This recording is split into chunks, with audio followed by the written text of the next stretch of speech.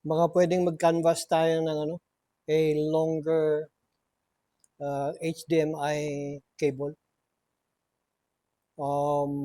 About maybe 10 meters yung HDMI para mas lumapit yung yung camera natin. Meron yan dito sa mura lang, di ba? SM. Check nga natin kung magkano. So, an overview or a background of last Sunday.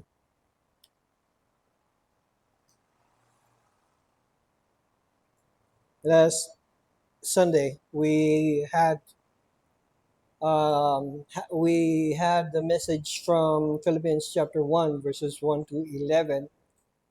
And anybody who can still remember what was the message last Sunday? What was it all about? Any idea?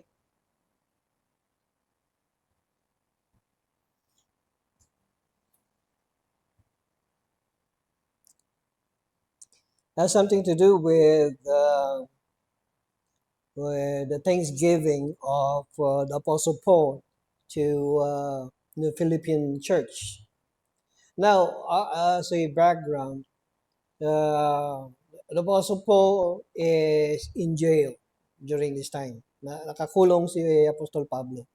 And habang nakakulong siya, ay nagbigay siya ng sulat o ng liham. Kaya merong the letter of Paul to the Philippians. Okay? At hindi to ang sulat kamay ni Apostol Pablo, but somehow someone wrote this for him. Okay? Dinidikta niya, kumbaga. Dinidikta ni Apostol Pablo ito. Most likely, it was the penmanship of Timothy. Then, ito yung inihayag niya. It's a thanksgiving. Any idea why he was thankful of? Any idea why the Apostle Paul was thankful?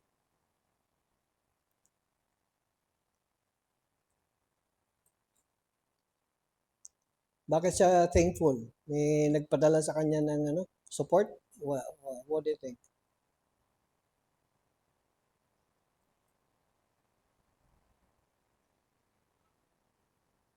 Actually, the Apostle Paul was very thankful of the status of the church in Philippi. Diba?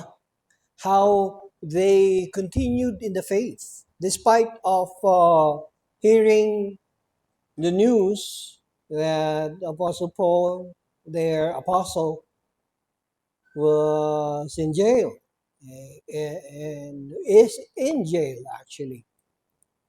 They continued faithfully and they continued also, with the Word of God. They continued also with the gospel. At ang tanong dito, ano yung motivation nila? Ano yung motivation nitong mga taga Pilipo kung paano sila nagpapatuloy sa kanilang pananampalataya at kung paano nila how they have remained or how they have retained the integrity of the gospel that they have received. Okay? See, in time, sa pagpasa-pasa ng isang, say for example, balita. The balita, most especially if it is not written, okay? It is just word of mouth. Pasa-pasa lang ng ikwinento ko kay Ramon yung isang bagay. Tapos si Ramon kwento niya rin kay Miguel. Si Miguel kwento niya kay Trevon. Along the line, we lose one item or one detail or more. Okay? So, nawawala integrity ng kwento. Okay? But somehow, here, with the church at Philippi, they continued faithfully. And in their continuity, they have also shown their faithfulness with the gospel of Jesus Christ. And so this morning, or this afternoon, I should say, we look to Philippians chapter 1 from verses 12 to 20. And the title of the message today is The Motivation of Gospel Preaching. This is the title of today's message, The Motivation of Gospel Preaching. Now, hindi porke sinabi niyang motivation of gospel preaching, message yan. Yung message na yan para sa mga pastor lang. Kasi preaching eh. No, it doesn't work that way.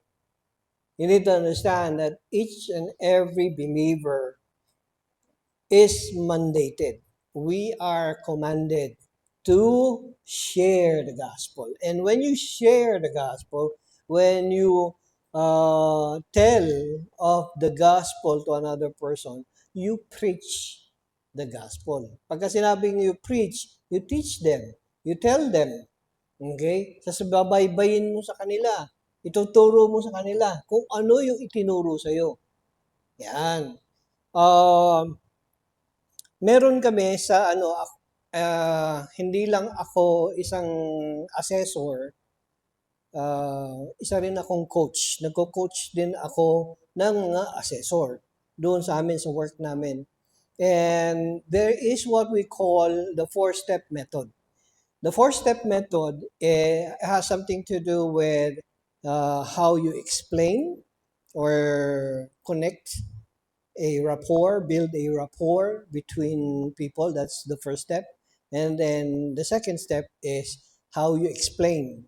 Explain meaning you demonstrate, you teach. And then after teaching, yung third na step is the demonstration, wherein the person that you have taught has to say it back to you. Sasabihin niya sa iyo kung yung ano yung itinuro mo sa kanya. Okay? And then, yung fourth step has something to do with feedback. Gagawa ka ngayon ng feedback wherein pwede mong sabihin sa kanya, you know what? You missed something. You missed some points. You missed a crucial part. Para nang sa ganon, like for example, if we are going to into the gospel, presentation. If we go to the gospel presentation, step one has something to do with building a rapport with a person. Okay? Building a rapport with a person. Ibig sabihin, ano ibig sabihin ng rapport? What do you mean by rapport? Pag sinabing building rapport,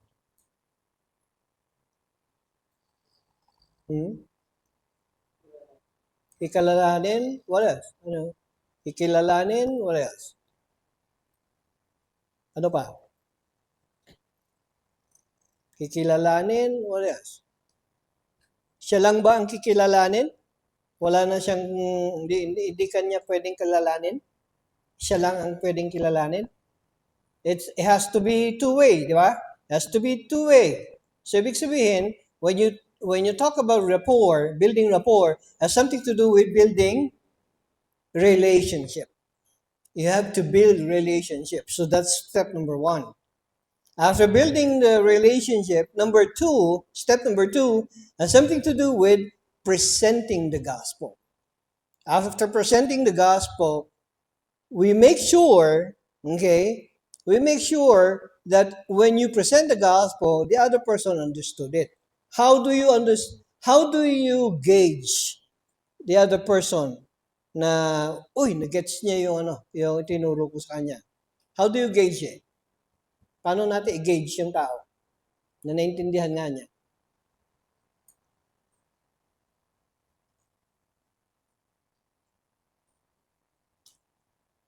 Gospel presentation to How do we gauge the other person na naintindihan nga niya yung tinuro natin? Yung, yung, yung shinare mo. Like for example, you're using Romans 6:23. For the wages of sin is death, but the gift of God is eternal life in Christ Jesus our Lord. Okay. You explain Romans 6:23 to the other person. How do you gauge the other person na naintindihan nga niya yung sinabi mo?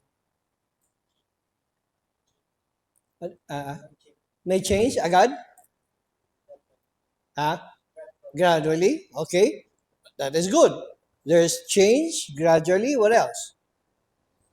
I'm talking about right there, immediately. Like for example, si Ramon. I presented to him Romans 6:23 today, ngayon, no? Ngayon, nag-usap tayo. I presented to you Romans 6:23. How will I gauge Ramon that he has understood Romans 6:23 today?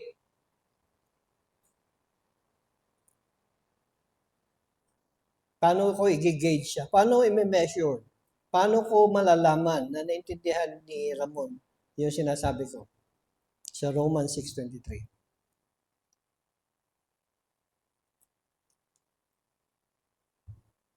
Wala? None? Nada?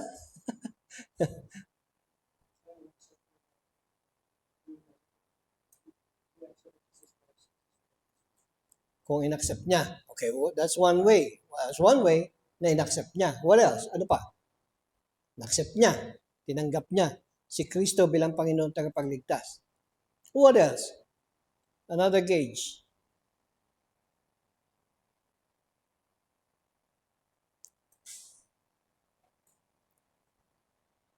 Kailangan alam niyo ito kasi I'm assuming that you are sharing the gospel.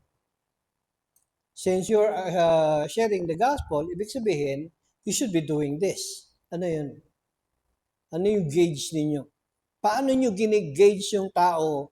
O paano nyo tinatansya? Kumbaga, paano mo tatansyahin yung tao? Naintindihan kaya niya yung sinabi? Paano mo malalaman na naintindihan ni Ramon?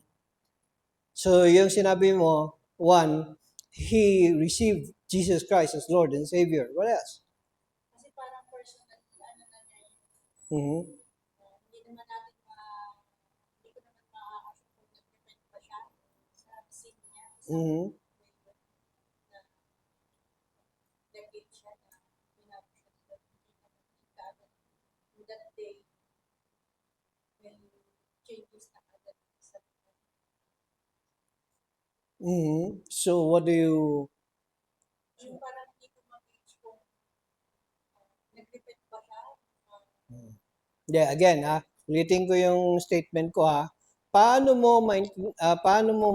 ko masasabi pagka shinare ko kay Ramon yung Romans 6:23, paano ko masasabi na naintindihan niya yung sinabi ko?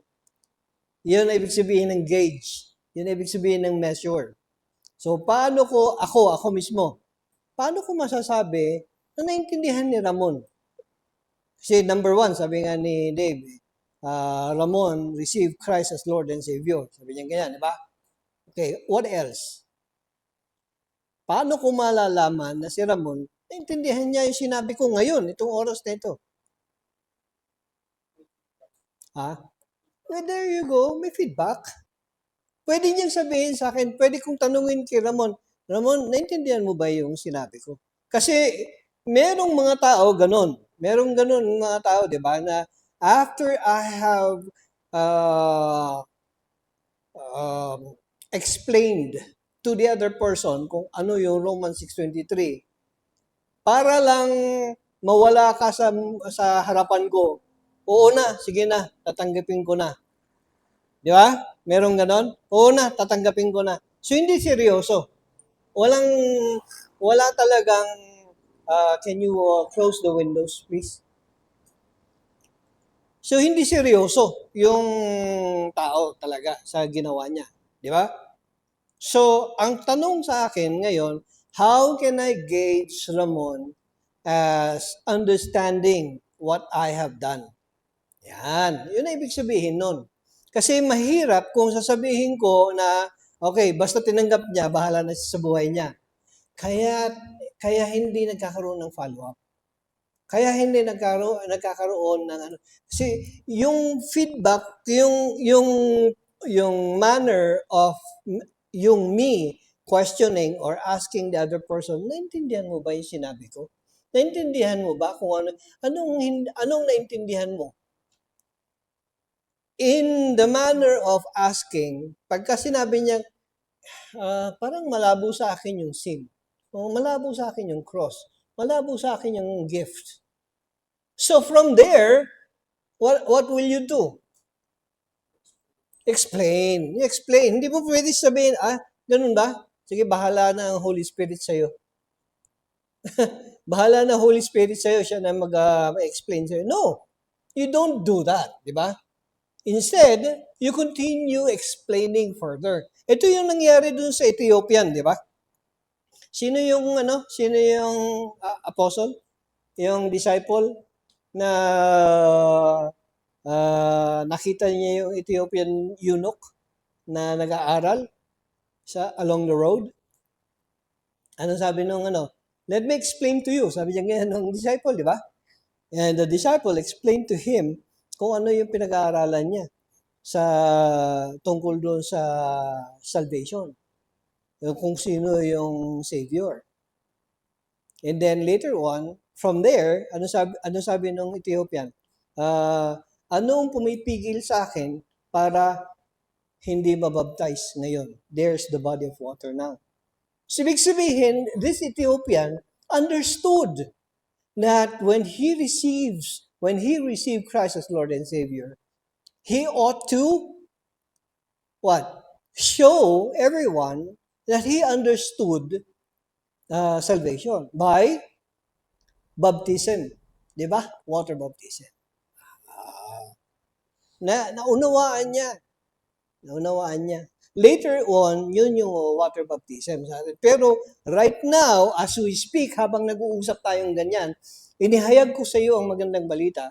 Inihayag ko sa iyo ang Romans 6:23. Right now, right here, pagkatapos kong in-explain sa iyo, tatanungin kita, di ba? Tatanungin kita, naintindihan mo ba?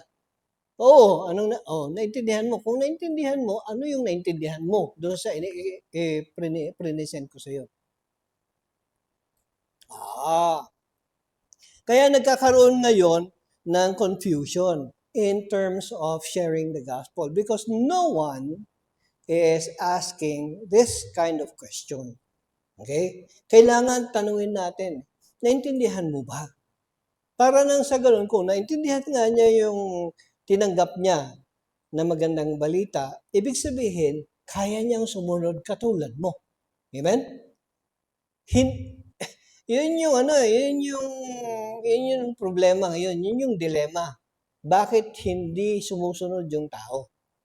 Dahil hindi naintindihan yung magandang balita. Tama? Is that logical? Yun yung logic, di ba? Oo. Kaya kailangan natin intindihin mabuti.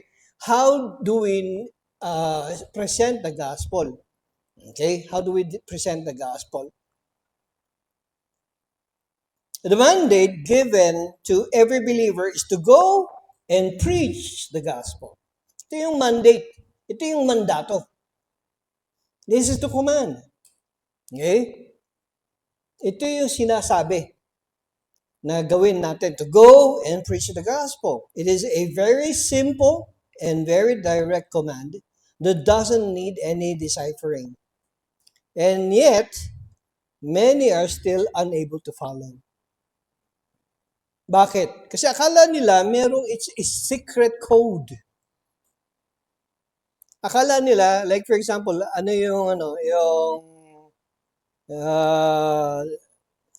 the great mandate coming from Matthew chapter 28, 19 and 20. What does it say?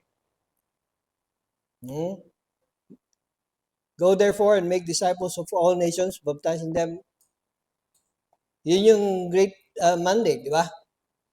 So, ang tanong sa atin, ano ang confusing doon? Ano ang mahirap intindihin doon? Meron bang secret code yun?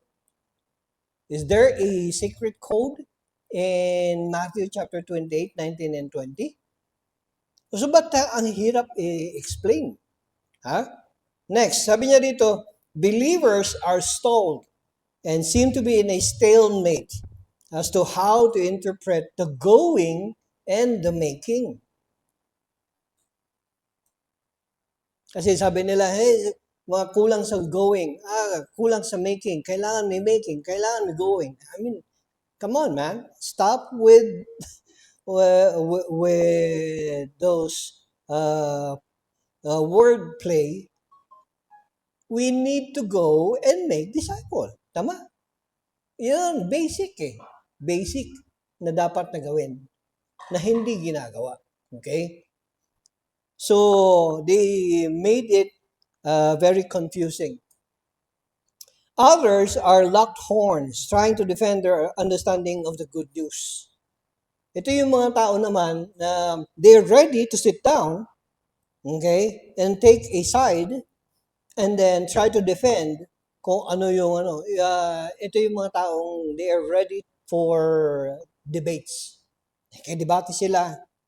Hindi eh. The world is not waiting for great debaters. Okay? The world is ready. Ano ang hinihintay ng mundo ngayon? The world is waiting for salvation.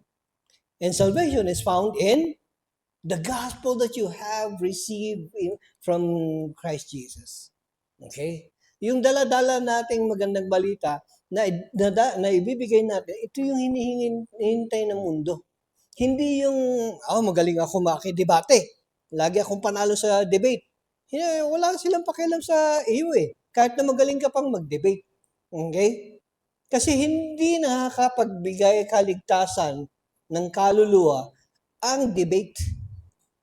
Ito ang nakakalungkot ngayon. Kasi marami, they want to do that.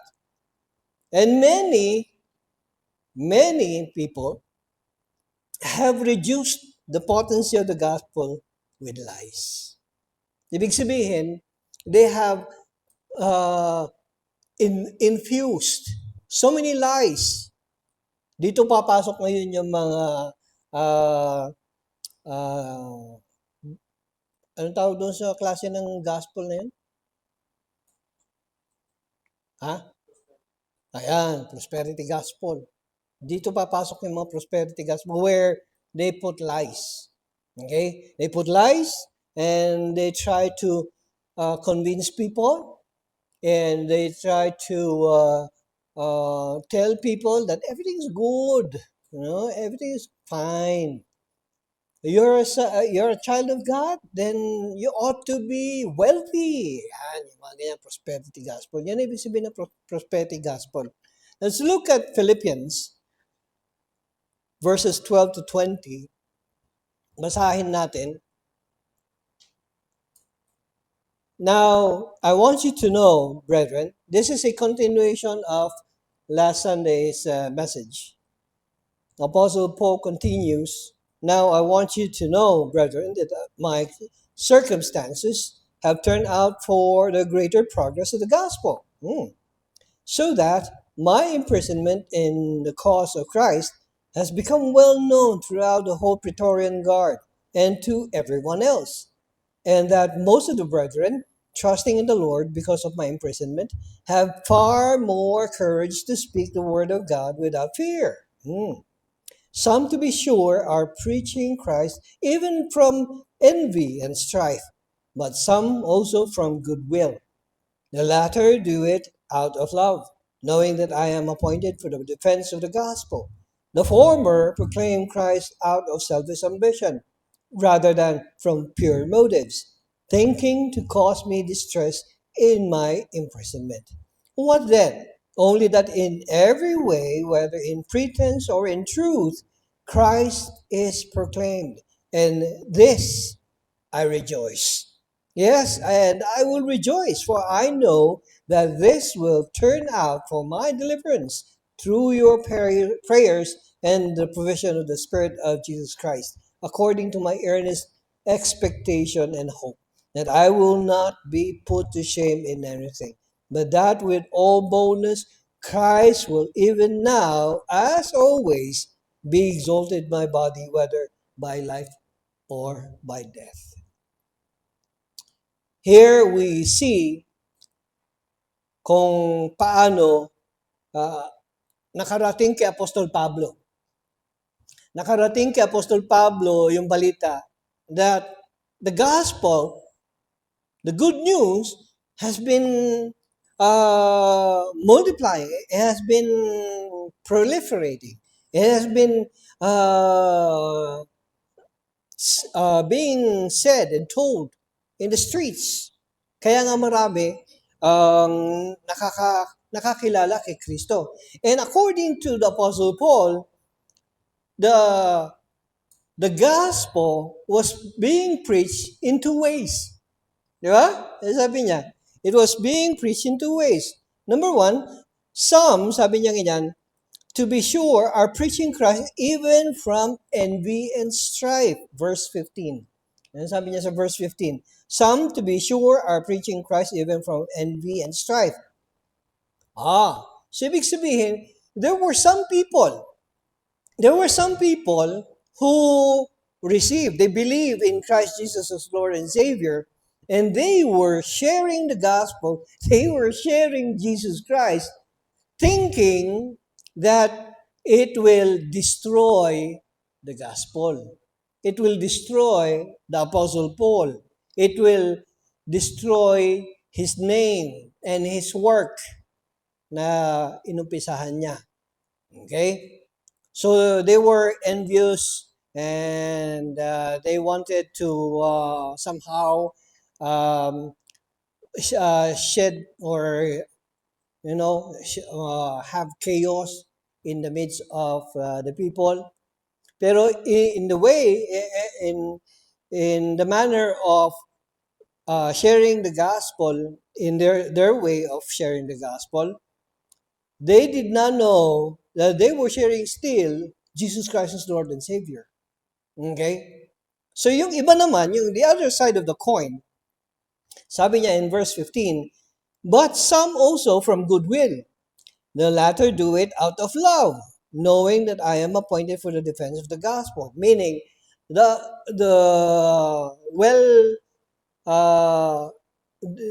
people or the brothers and sisters who had this good intention in their hearts to continue sharing the gospel, they knew for a fact that this is going to be for the advantage of the Apostle Paul, who is at that time in prison. Okay? Kaya nakita nila, okay, hindi makapag-share ng gospel si Apostle Pablo, di ba? Kasi nasa kulungan siya eh. Okay? Di pa naman uso noon ang mga communication. They can only communicate through letters. So what did the brothers and sisters do? They went out and continued sharing the gospel. They continued with the work. Okay? Despite of them mingling also together with those who were envious. Yung mga galit, yung mga nainggit, yung mga gustong makasirain nila yung magandang balita. Okay? So in other words, in all of these things that was happening in the sharing the gospel, in the end, nagkaroon siya ng positive reaction. Naging positive ito sa mga taong nakakarinig ng magandang balita. They have listened, they have heard, they have received Christ as Lord and Savior. Yun ang ibig sabihin nito. Kaya nga anong sabi ni Apostol Pablo? So, in verse 18 sabi niya, what then? Only that in every way, whether in pretense or in truth, Christ is proclaimed.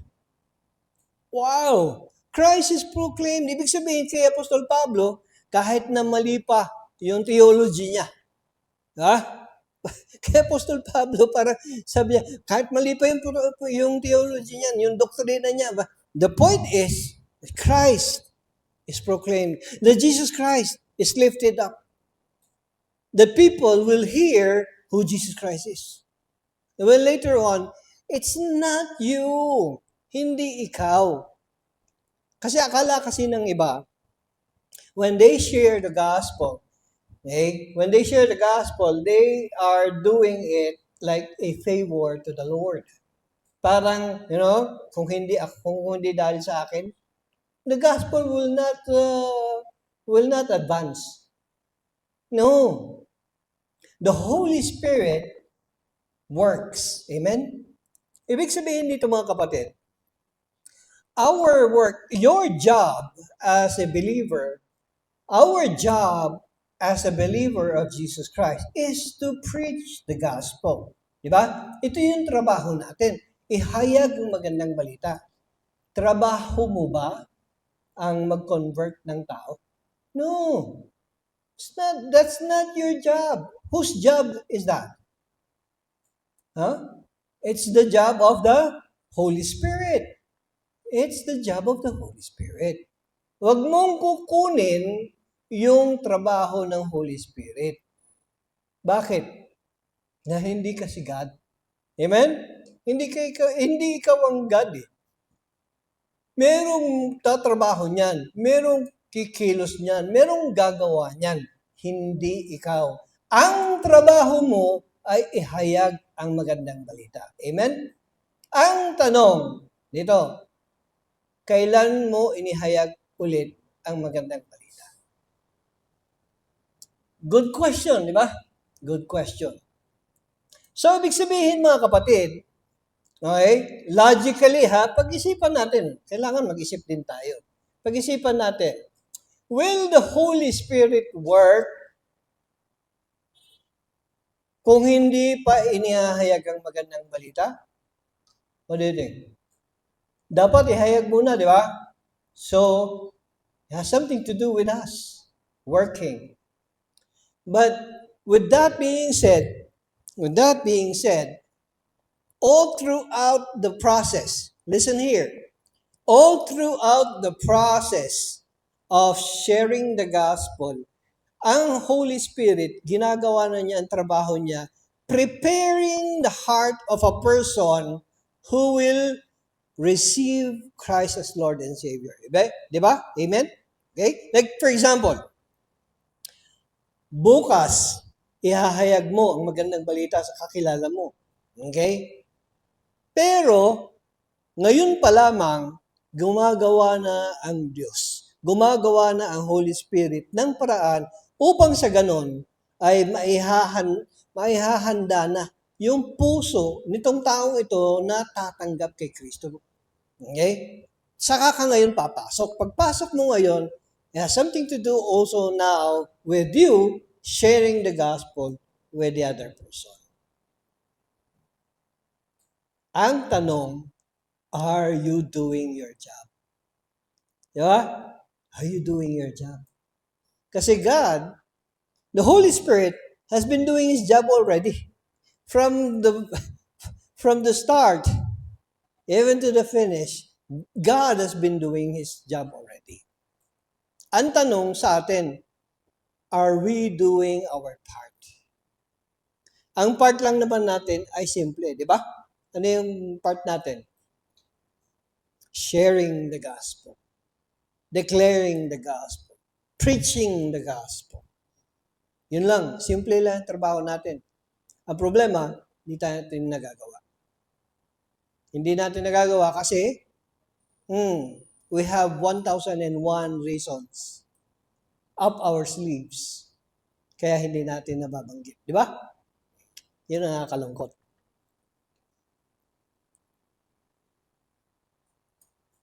The gospel is the power of God to save sinners, and yet the power is quickly diminished by man's corrupt intentions.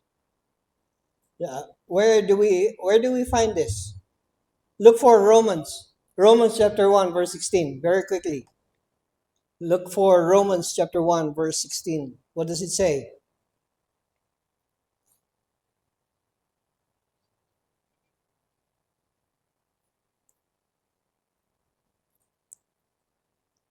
Ano sabi ng Romans 1:16?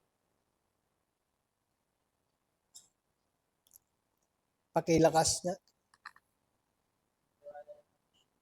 Mm. Mm.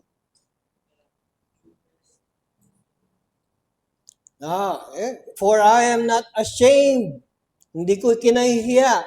For I am not ashamed of the gospel, for it is the power of God for the salvation of everyone who will believe. First for the Jew, then for the Gentile. For everyone, actually. See? Kaya hindi natin dapat ikinahihiya ang magandang balita. Bakit? Bakit mo ikahihiya ang kapangyarihan ng Diyos na nasa iyong palad ngayon? Nasa iyong puso ngayon? All you have to do is share this power. Okay? All you have to do is just share this power. Ang nakakalungkot, many have not been sharing this power because they are what?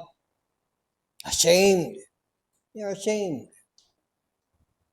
Hindi ko alam kung how you try to describe uh, the word ashamed. How do we describe the word ashamed? Ano ba ibig sabihin ng ashamed? Later on, I'll uh, I'll have a message on Romans 1:16. We'll look at Romans 1:16. And we'll look into the word. What is the meaning of the word ashamed? Bakit tayo nahihiya? Ba't natin ikinahihiya ang magandang balita ng Diyos? Okay? Bakit hindi natin maihayag ng maayos ang magandang balita? Says here also, but God would use both what? Bad and good gospel presentation to the kingdom's advantage. It's true. Mali man, o maayos man, baluktot man, okay, or kulang-kulang man, yung gospel present. The point of the matter is, you have gone forward to share the gospel.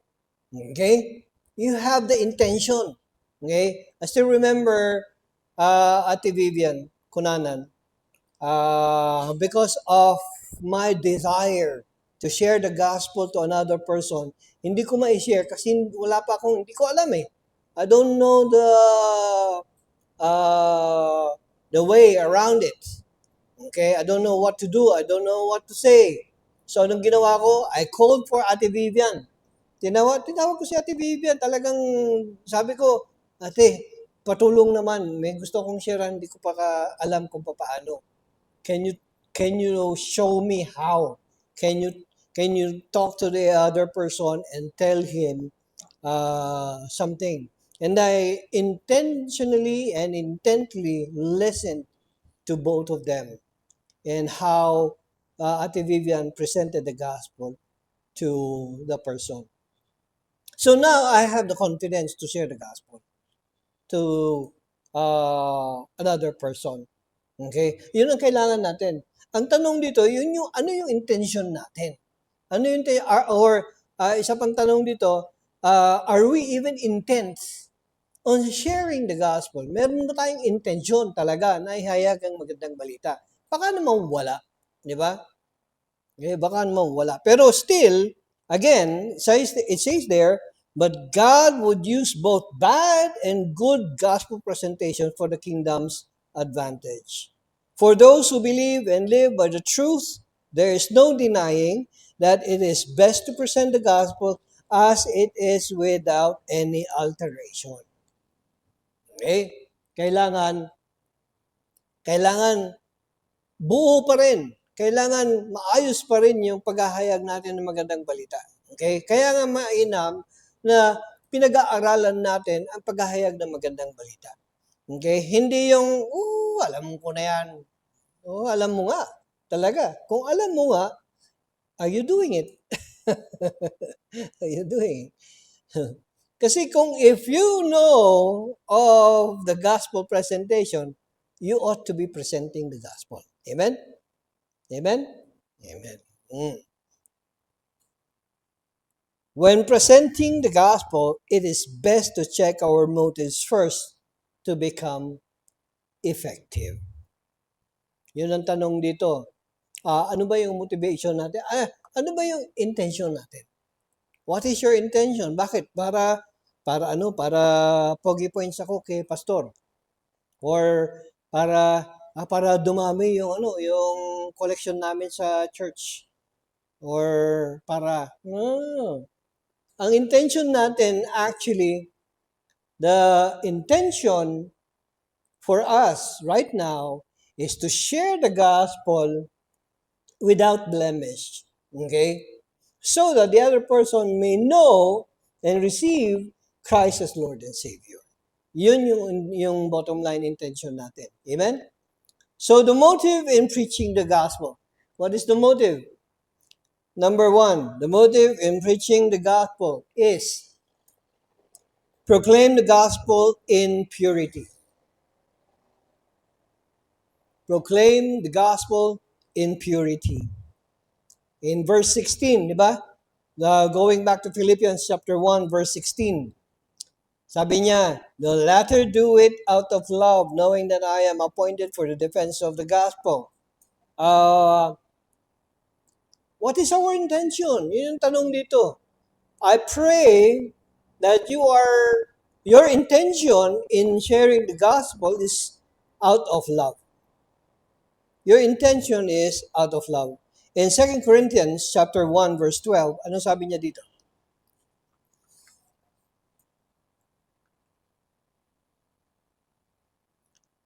In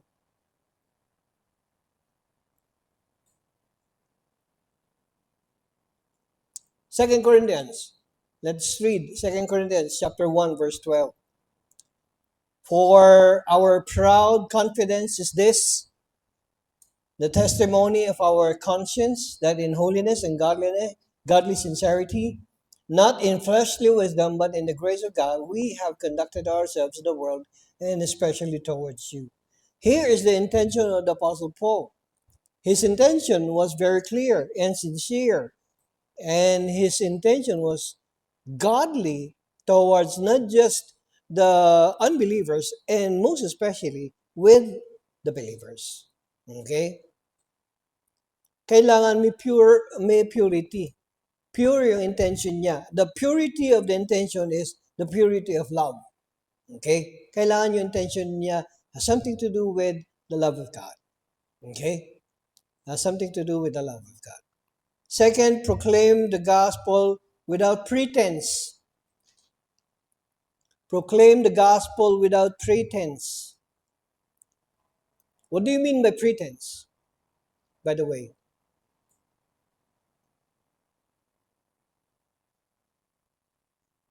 what do you mean by pretense?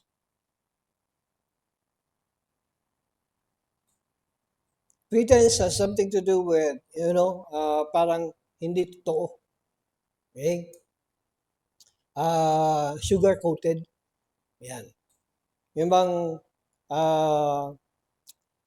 ibang, iba yung motibo mo. Kaya ka naghahayag ng magandang balita. Si-share ko yung gospel sa kanya kasi doktor to, maraming pera ito.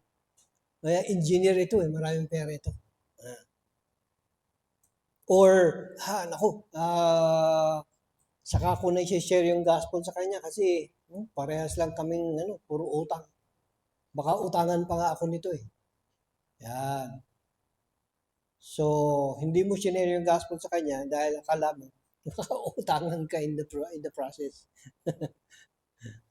So, yung intention, the motive is twisted.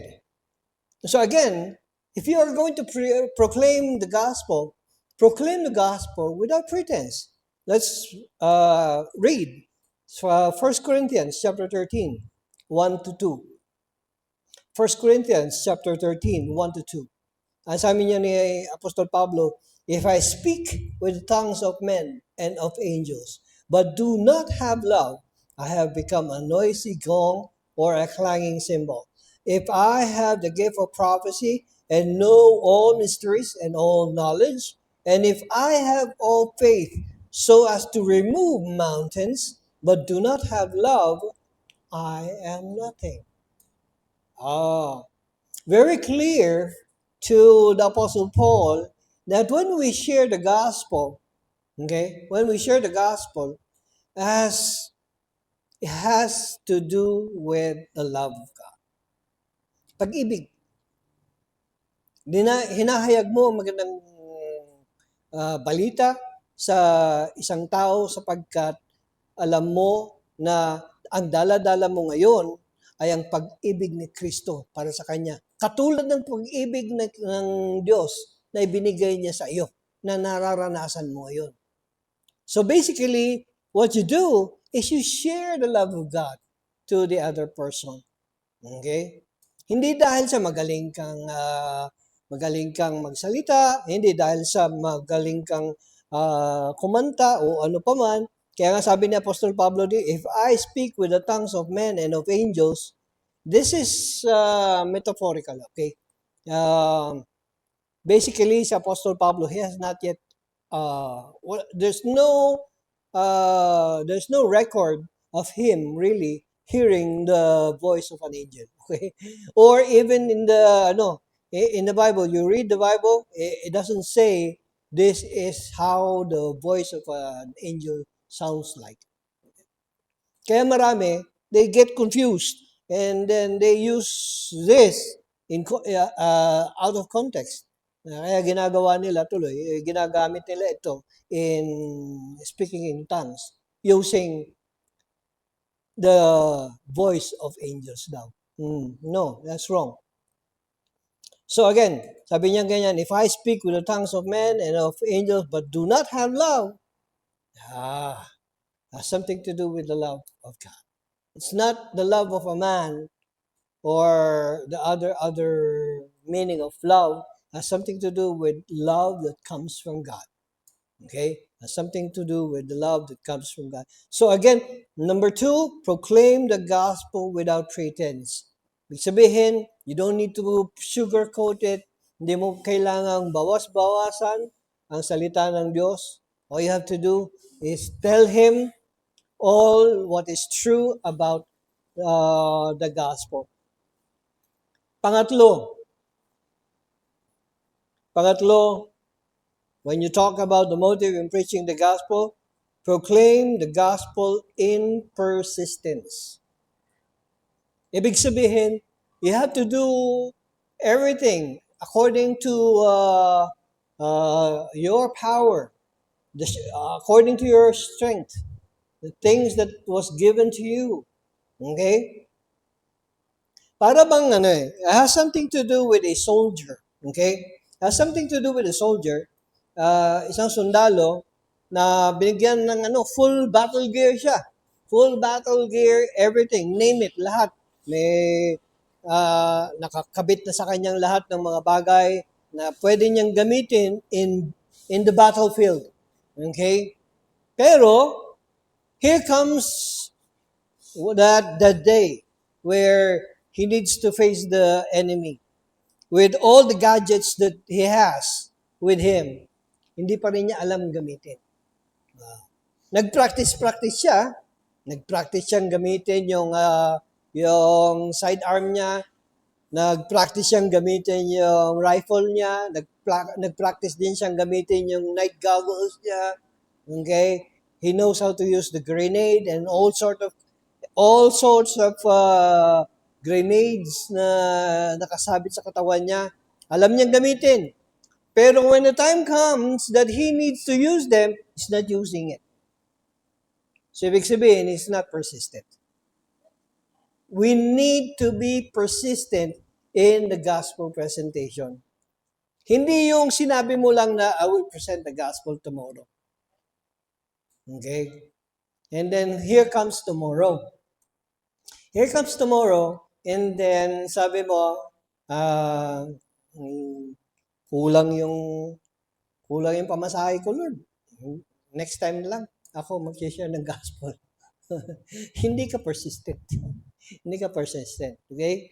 Or nakita mo lang na may kasama siyang ibang tao, uh, you are given the opportunity now to share the gospel. All you have to do is just come near that person and then invite that person to sit down and share the gospel. Pero sabi, nahiya ka na. May kasama siya. Ayoko na. Saka na lang. parang parang you still, do you know that that TikTok on yung isang bata, nagulat yung bata. Oh no, sabi ng bata. Why? What is it? Sabi ng bata, people. Nakakita siya ng tao. People. Sabi niya ganyan. Parang ganun tayo. Nakakita lang tayo ng tao. Ayaw na natin. Ah. Please, listen here. Be reminded that the gospel is designed for people. Okay? Ayun na nakakalungkot eh. Parang akala natin, parang kailangan ito sa mga elite, mga piling tao lamang. No! Hindi sila pili. Sino ka para pumili? Di ba? We do not have that privilege para mamili. Ang kailangan natin is to look for another person. If that person is worthy of the gospel. How do we know that that person is worthy of the gospel? Share the gospel. Hanggat hindi mo sinishare yung gospel sa kanya, at hanggat hindi niya tinatanggap si Kristo bilang Panginoon tagapagligtas, hindi mo malalaman kung siya ay worthy na. Kaya you need to go out. You need to share the gospel to that person. We need to be persistent. In Romans chapter 12, open your Bibles to Romans chapter 12. In Romans chapter 12, verses 9 to 13, it says there, the Apostle Paul says, let love be without hypocrisy. Abhor what is evil. Cling to what is good. Be devoted to one another in brotherly love. Give preference to one another in honor, not lagging behind in diligence, fervent in spirit, serving the Lord, rejoicing in hope, persevering in tribulation, devoted to prayer, contributing to the needs of the saints, practicing hospitality. And this is the very essence of being persistent. Nakita niyo yung mga words na ginamit niyan dito in being persistent? What are the words that describes the word persistent? Ano yung words na ginamit niya dyan na it pertains to persistence? Devoted. Sabi niya dyan, devoted. Okay? Ano ba? Fervent. Sabi niya. Persevering.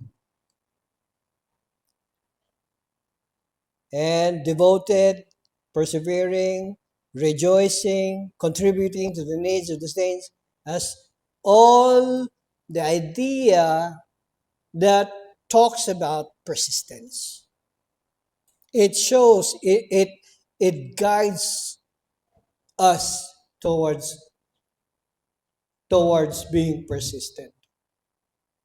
Kaya kailangan mga kapatid, when you talk about persistence, something to do with being devoted, hindi yung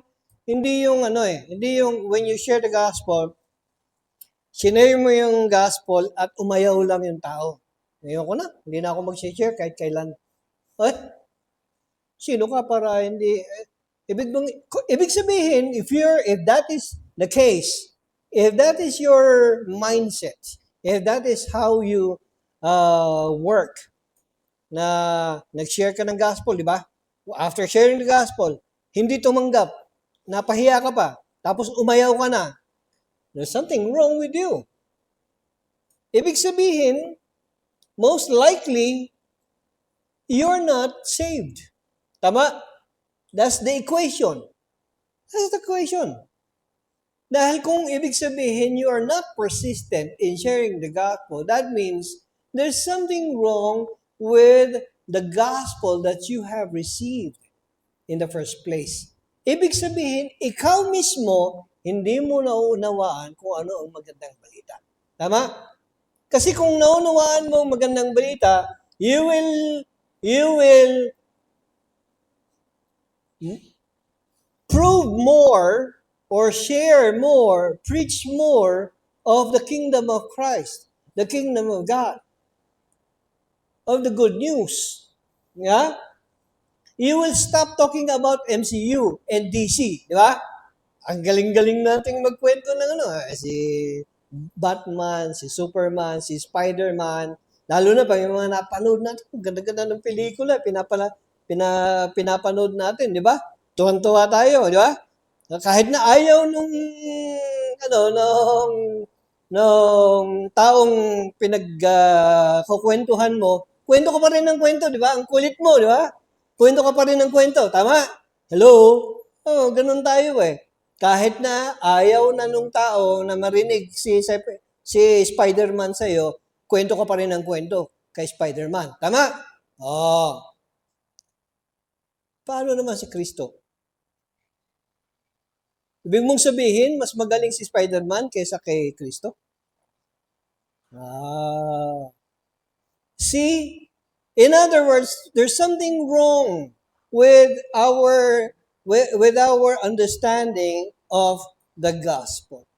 We ought to stop with what is not reality. The reality that we need to talk about is salvation. Okay? Yung mga pinapanood natin sa pelikula, kathang-isip yung mga yon. Hindi totoo. Stop with it. Okay? Stop. Stop. Stop. Sabihin mo sa katabi mo, stop. Stop. Stop with it and start with Christ. Amen? Start with Christ. I don't want to hear about Spider-Man. I want to hear about Jesus Christ. Amen? Amen. Yun ang kailangan. Kaya, you look back, you look at yourself. Ba't kaya wala pa akong na-invite sa church? Kasi puro ka Spider-Man. Puro ka Wolverine. Puro ka kung ano-ano pang mga kathang-isip na hindi totoo. Kung inihahayag mo at kinikwento mo si Kristo Jesus bilang Panginoon tagapagligtas, people will come. Amen? People will come. Be persistent. Be persistent. The gospel motive that we have to have in our hearts should be this three. Ang motivation natin ought to be in purity, without pretense, and in persistence. Amen? The gospel is truly the power of God for salvation. The gospel is truly the power of God for salvation. No device to revise its potency shall have any effect to God's purpose of saving his soul. Ibig sabihin nito mga kapatid, kahit ano pa ang gawin ng tao na revision, if God has appointed that person to be saved according to the mercy and grace of God, wala hindi tatalab kahit na anong kasinungalingan pa ang ihayag natin. You see, you go back to Philippians chapter, yung binasa natin kanina, di ba? Ano yung rejoicing ni Apostle Pablo? Sabi niya dito sa verse 18, what then? Only that in every way, listen here, only that in every way, whether in pretense or in truth, Christ is proclaimed. Christ is proclaimed. And in this, I rejoice. In this, I rejoice. Okay? Ibig sabihin parang sa mind ni Apostol Pablo, see, kahit anong mangyari, kahit anong gawin mo, kahit na balubaluktot pa yung mensahe na gagawin mo, if God wills that that person is going to be saved and that person will receive Christ as Lord and Savior, it will happen. It will happen. Amen? Pero, it is our job. It is your job. It is my job to study the Word of God. Study the right way of sharing the gospel. Huwag tayong bara-bara din. Di ba? Kung ibig sabihin maayos tayo, tama yung pangunawa natin sa magandang balita, dapat tama rin yung paghahayag natin ng magandang balita. Amen? Hindi natin babaluharain yung salita ng Diyos. Hindi natin babastusin ang salita ng Diyos. Hindi natin babawasan o dadagdagan man. Ano yung dagdag bawas doon? Dadagdagan mo na, pagka tinanggap mo si Kristo Jesus, nako, tatanggap ka ng 1 million. Ha? Ako nga wala nga akong natanggap eh. Yun ang ibig sabihin ng na prosperity gospel. Okay? Yung dagdag bawas yung bawas it has something to do, tanggapin mo lang si Kristo bilang Panginoong tagapagligtas. Anong kulang doon? Anong kulang doon? Kaya pala. Anong kulang doon? Kulang doon sa sinabi ko. Anong kulang doon? Walang repentance. Walang acknowledgement of sin. We need to acknowledge our sins. We need to find ourselves facing our sins and acknowledging that we are sinners and asking for repentance and turning away from sin. That is what it means. And then following Christ as Lord and Savior. Yun ang ibig sabihin nun. Okay? Kaya bawal ang dagdag bawas. Kaya kailangan pinag-aaralan din natin. Our true calling is to preach the gospel in all its glory. Let us rejoice in the truth of the gospel by proclaiming salvation in Christ Jesus alone. There's no other way. There's no other source of salvation. It is only in the mighty name of Christ Jesus our Lord, our Savior. Only in His name. No one else. Kaya hindi pwede na they would hear of another gospel. Because another gospel would mean false gospel. Amen? Amen. Let us pray. Father in heaven, we continue to rejoice in your name. We know, God, that you continue to work in our lives. Continue to work in our lives, and you continue to work in the lives of those who are in need of the gospel of salvation, the gospel of Jesus Christ. It is my prayer, O God, lead your people, lead us to those who are still not aware, they have not received yet of Christ Jesus as Lord and Savior in their lives. Give us the power that we have right now. All we have right now in us is the power of Christ, which is found in the gospel.